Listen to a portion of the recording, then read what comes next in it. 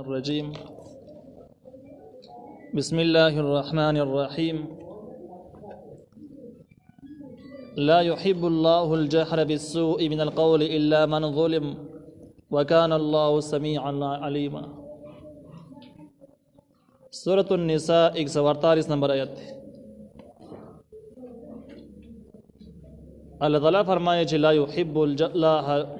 يحب الله الجهر بالسوء من القول الا من ظلم. اللہ تعالیٰ نخو خی پا زور باندی بد وینا کول، بد وینا پا زور باندی اللہ تعالیٰ خو خینا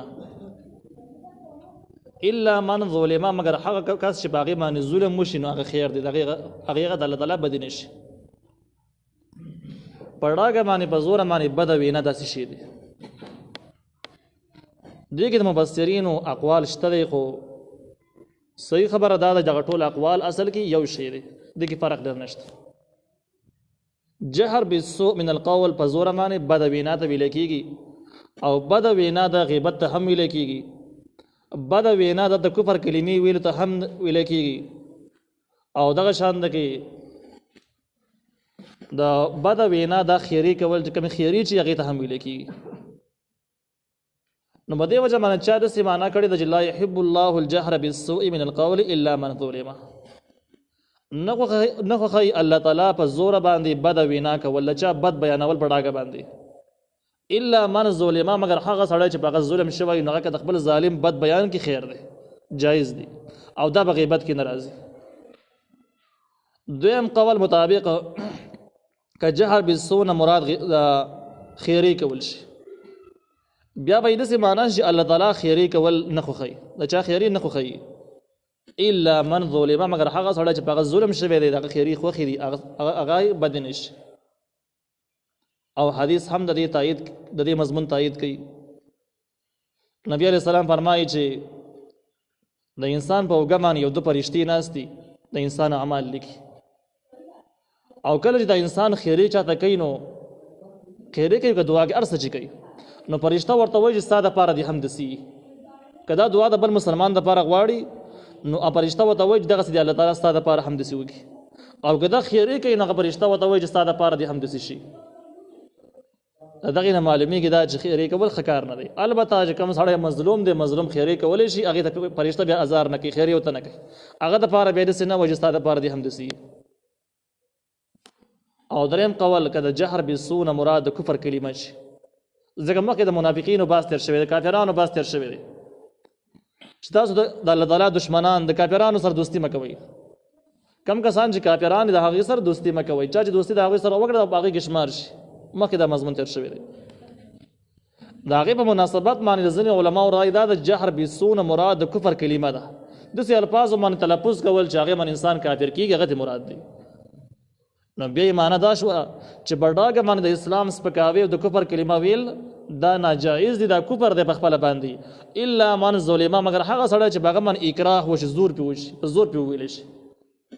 سورة النحل کې د هغې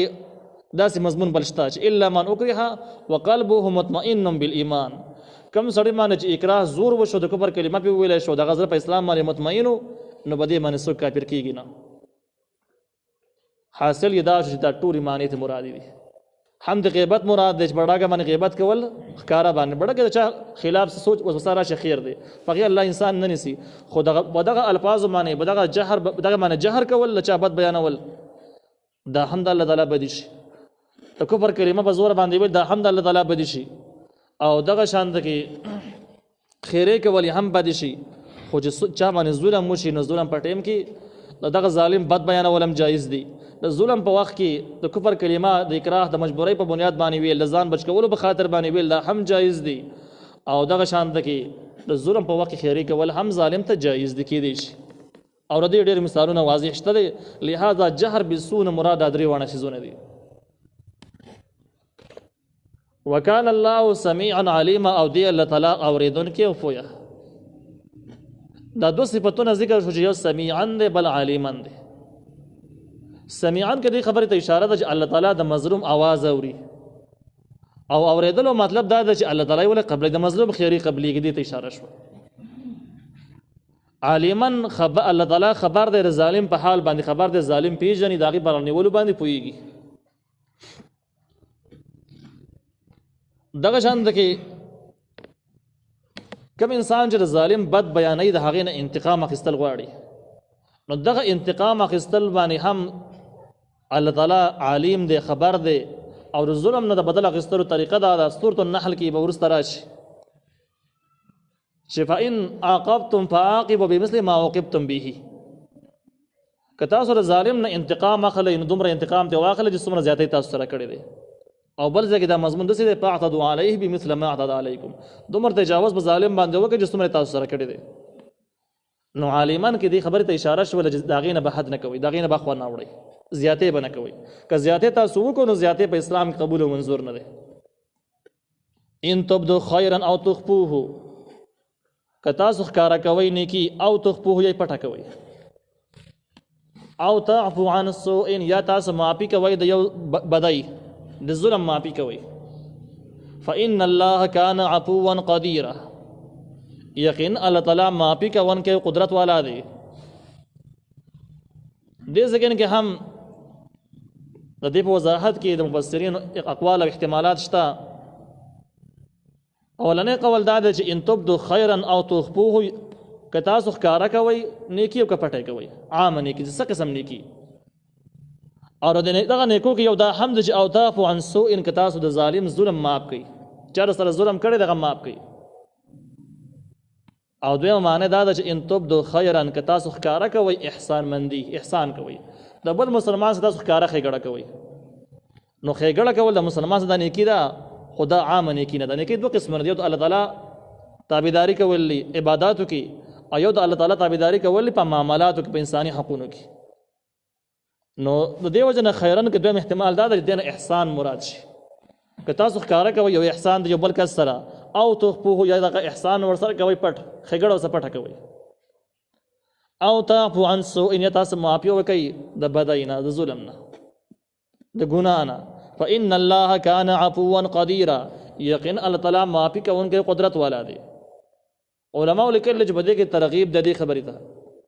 چې منافقین د کافرانو سره دوستاني کوي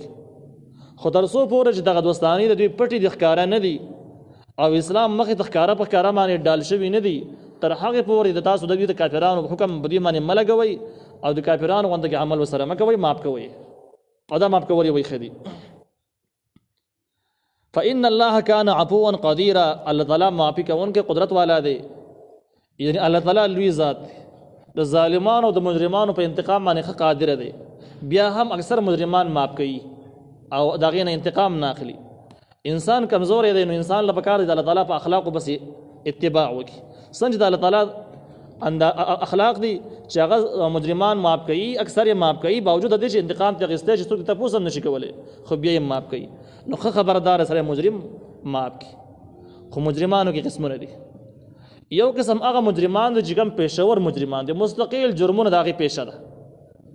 غلاګانې یا قتلونه یا بس جرمونه خدای مستقل پیشر د یو وخت خبره نه ده داسې مجرمانو معاف کول ښه کار نه دی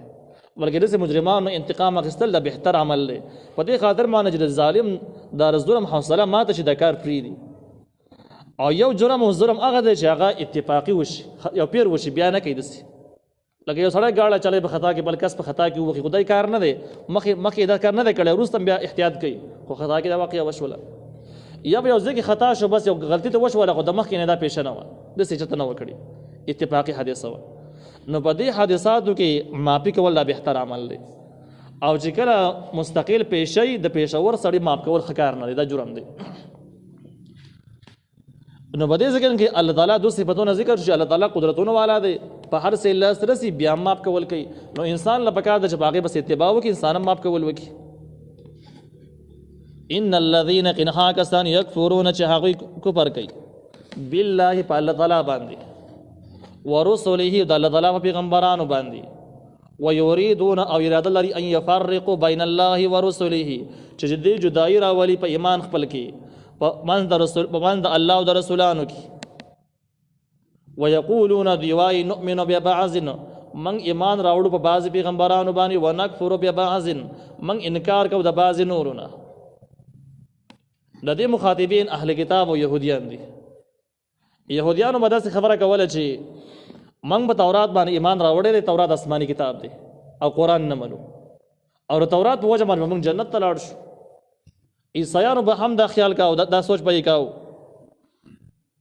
او د نبی علیه السلام نه باوجود د چې نبی علیه السلام نه به انکار کاو. نو الله تعالی د هغه خلکو حال ذکر کوي چې هغوی ځینې هغه کافران چې د الله نه منکر دي، ځینې هغه چې د رسولانو نه منکر دي، او ځینې کافران هغه دي چې ځینې پیغمبران مني او ځینې نه مني. دا ټول کافران دي، په دې کې فرق نشته دی. د دې نه معلومه شوه چې د هغه خلکو عقیده باطله ده چې کوم خلک وایي چې یهودیان، عیسایان او مسلمانان د یو شی دي. لکه څنګه چې د نیچر عقیدې والا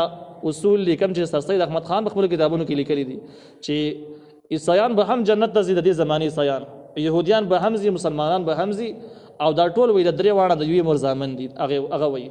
نو د دې نه معلومه ده چې دا عقیده د آیتونو خلاف ده، دا کفري عقیده ده. بلکې چې کوم وخت کې پیغمبر موجود دی، نبی علیه السلام موجود دی، څوک یې نه مني، نو د پیغمبر نه انکار کول، یو پیغمبر نه انکار کول، دا بیخي کفر، صریح کفر دی. او ایمان پر رسولانو باندې دا دی چې په ټولو رسولانو به ایمان لري، انکار به د یو رسول نه هم نه، او ورسره به دا مني چې مخکینی دغه کتابونه د هغې فروعي مسایل منسوخ شوي دي، عقاید بحال دي، فروعي مسایل منسوخ شوي دي. نو دا به ټولو رسولانو باندې ایمان شو. خو چې ځینې مني او ځینې نه مني، د ځینې د پیغمبرۍ قایل او ځینې پیغمبرۍ قایل نه وي، د قطعي کفر دی، په دې کې هېڅ شک نشته دی. نو الله تعالی وایي ان الذین یقینا هغه کسان یکفرون چې هغوی کفر کوي بالله په الله تعالی باندې، ورسله په رسولانو د الله باندې، ویریدون او اراده لري ان یفرقوا بین الله ورسله چې دوی جدایي راولي په من د الله او په من د رسولانو کې په ایمان خپل کې، چې به ځینې ایمان راوړي به ځینې نه راوړي. ویقولون او دوی وایي نؤمن ببعض چې موږ ایمان راوړو په بعض پیغمبرانو باندې، ځینې منو، ونکفر ببعض او ځینې نور نه منو. ویریدون او دوی اراده لري ان یتخذوا بین ذلک سبیلا چې دوی ونیسي په من د دغه کې لاره، په من د دې کې لاره دا ده چې آسماني تورات ته ځان منسوب کړی دی، نو دعوی دا ده چې موږ کافران نه یو، مسلمانان یو، ځکه آسماني کتاب منو. یا انجیل ته ځان منسوب کړی دی چې موږ عیسایان یو، آسماني کتاب منو، کافران نه یو. خو د دې سره سره قرآن نه مني. قرآن په دې وجه باندې نه مني چې د اسلام کوم احکام د جغره باندې را نشي، زکات ورکول دي، عشر دی، دغه شان پنځه وخته منځونه کول دي، حج دی د خانه کعبې. نو چې د دې نه موږ بچ پاتې شو او ورسره د کفر د نوم نه هم لرې پاتې شو، په دې منځ کې یو درېیمه لار پیدا کړو چې نه کافران یو نه مسلمانان یو، داسې خلک یو. الله تعالی وایي دوی اراده لري ان یتخذوا لاره ونیسي، چې ونیسي بین ذلک باندې دغه دواړو کې د اسلام او د کفر منځ کې بله لاره ونیسي، سبیلا بله لاره. الله تعالی وایي اولئک هم الکافرون حقا، دغه کسان هم کافران دي په حق سره. تفسیر کبیر کې امام رازی رحمه الله وایي چې هم الکافرون حقا کاملا ثابتا، دا داسې کافران دي چې پوره کافران دي او ثابت کافران دي، په کفر کې هېڅ شک نشته چې هغه د یو پیغمبر نه پکې هم منکر پاتې شي. واعتدنا للکافرین عذابا مهینا، مونږ تیار کړی د پاره د کافرانو عذاب سپکونکی، چې هغه عذاب د جهنم د هغې ته چې وغورځي ډېر ذلیله به شي، ډېر سپک به شي. بس دی.